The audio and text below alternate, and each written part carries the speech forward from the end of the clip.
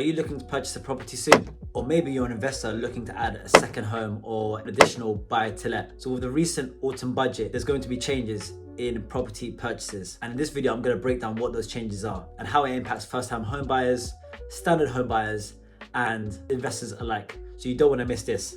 So let's start with the basics. So stamp duty tax. So this is a tax that you pay on property purchases.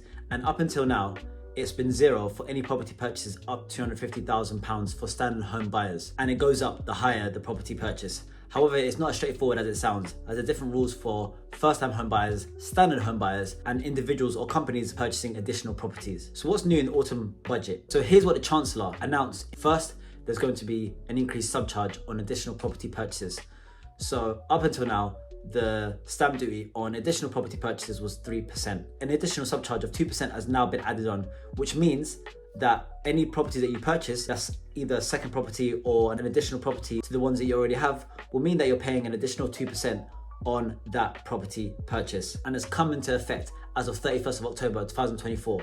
So anyone that was going through a property purchase in that time, if they hadn't exchanged prior or on that date, then they would have to pay that extra surcharge. For standard home purchases, there is no stamp duty paid on the first £250,000. However, this will come to an end on 31st of March 2025.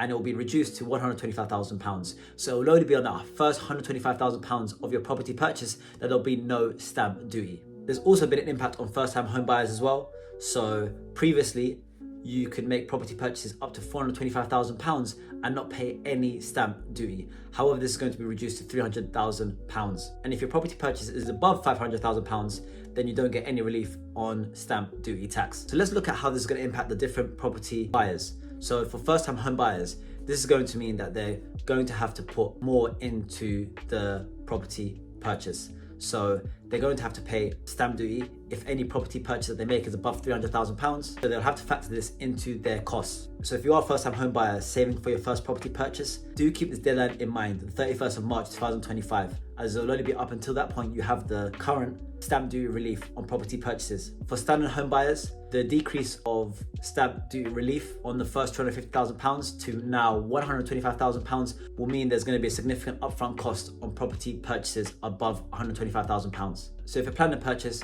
you may want to act before April 2025 to save on stamp duty. Investors and second home buyers, the extra 2% that's been added onto stamp duty will mean there can be a significant upfront cost as well. So if you're an investor, it's crucial that you factor this into your costs. So let's look at an example. If you're buying a buy-to-let and you're an investor and that property purchase is worth £400,000, this means that you will have to pay extra £8,000 that you wouldn't have done prior to the 31st of October.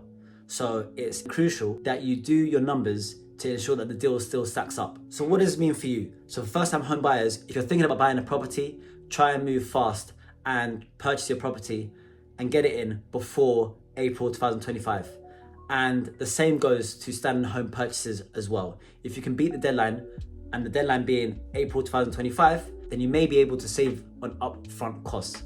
And for investors and individuals purchasing additional properties, then that surcharge of 2% extra will mean that you want to factor that into your costs, into your deals, to ensure that your deals still stack and you're still getting the return on investment that you was hoping for. So thank you for watching, and I hope you understand a little bit more how the autumn budget will affect you if you are looking to purchase a property soon. So if you enjoyed this video, do give it a like, and if you found value from this video or any other video on this channel, then do subscribe as well. And until next time, happy investing.